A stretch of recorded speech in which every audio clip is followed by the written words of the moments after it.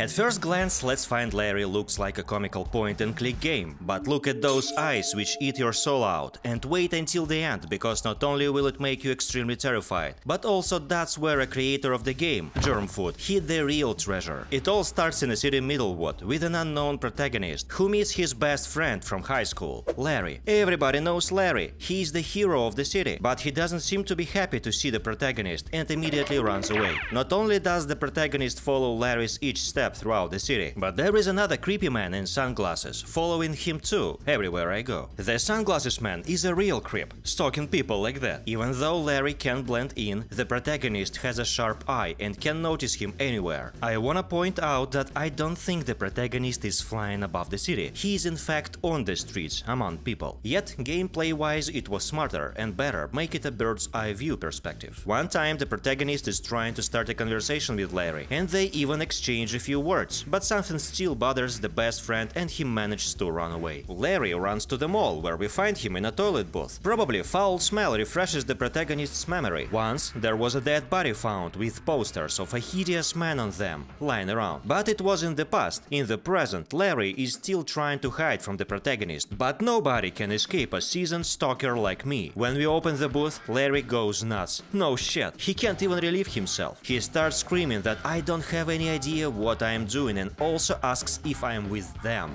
Larry runs to the mall and jumps into a demonstration car. Guess who is standing nearby? The sunglasses creep. Larry hits the gas and escapes. The creep and I are following after Larry. Inexplicably, Larry goes even crazier, hits a street light and makes it to St. Louis, Missouri. I wonder why he is so paranoid. Following him deeper into the city, I see dark figures on the roofs. It seems Larry went local and he's nowhere to be found. But the next second, lightning strikes and we see him running from the black car. Other black figures come out of the car. Their shapes are suspiciously similar to the sunglasses creep, and he is among them. He comes even closer, and unfortunately, I see him up close. As I thought, he's looking for my best friend too. The creep and his friends have been looking for Larry for quite some time, but he's a slippery son of a bitch. Thanks to Larry's smell, they were able to track him down. The creep threatens the protagonist to continue keeping an eye on Larry if he wants to keep stalking people safe and sound. The protagonist is searching all over the place, but it seems Larry has gone. That's true until I find him in his natural habitat, in a trash can. Crying, he states that they took his family. He is afraid for his life, so he begs for help because the sunglasses and his guys are following him everywhere 24/7. Well, I can tell. Larry manages to escape again, this time to a BDSM dungeon nearby. Finally, he brought me to a nice place where the music is a banger. We run through the whole dungeon and he goes completely apeshit, but finds the way out of the club though. And I can't stop now, I was made to do it. I chase Larry until the city suburbs, and this time instead of Larry I find a 50 caliber sniper rifle of the creep. He says I can be free if I shoot Larry on the rooftop where he's hiding. By the way, Mr. Germfood, you said on your Twitter that nobody has found a secret donut. Well, I did, and here it is. Do I win a donut? He's running around like crazy. Thanks to mad skills and to CSGO, I shoot him first try. Crying and bleeding, he is surprisingly tough for a man who was shot with a sniper rifle into his chest. He calls me a bastard and falls down from the building. That's the first time I regret my choices. He falls from the top to something soft, and I don't hear any splash. The creep and his gang are already waiting. He takes a gun and points it at where Larry is supposed to be. But why? The creep is speaking to Larry like he was able to survive that. He says he's dedicated half of his life to catching my best friend. However, he calls him Willie Mac. Wait a second. Shooting my best friend is one thing, but calling him a random name is too much for me. I am leaving.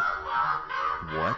Larry, Willie Mac, repeatedly stabs the creep in the face until his face falls to pieces. When I pick up the face that once belonged with Larry from the ground, Willie Mac in his true form approaches me. His eyes are rolling like crazy. He's boiling with anger and ecstasy. He says that he had a good thing going until the protagonist met him in the park the other day, and after that tries to catch the protagonist. Now I find myself in the city ruins, in Larry's place. The world, as well as I, is shaken. Moving a few steps forward, Millie Whack catches the protagonist and does unspeakable things to him. Sometime later we see the news report. A dismembered body of a man was discovered earlier that morning. The police found trash bags filled with severed body parts. It is impossible to identify the face of the man man, as it was removed. Turns out the crime resembles the Willie Mack murders that haunted the town for many years. Willie Mack murdered and mutilated 17 people between 1996 and 1999. In 2001, he was caught and sentenced to life in prison. And yet, he was presumed dead after a prisoner transport vehicle relocating him crashed and burst into flames.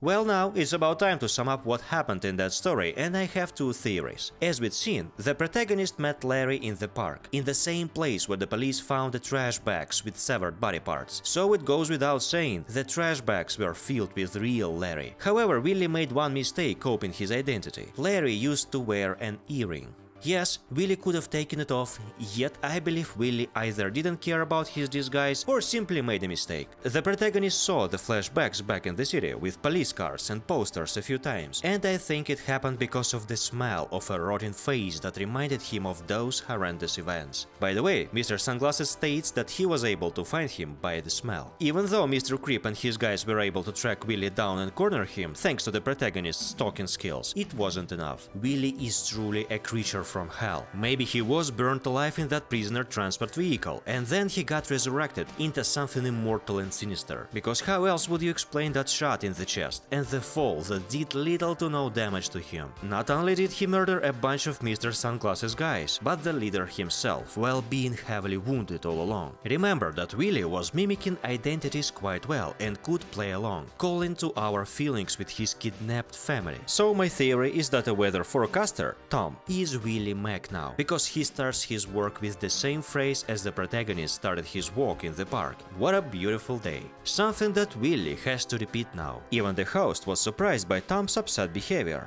I fucking hate this job. Tom? Huh, sure, who wouldn't be? But why would we learn the forecaster's name? Well, because I believe he is important. Two best friends, Tom and Larry, from the high school became one.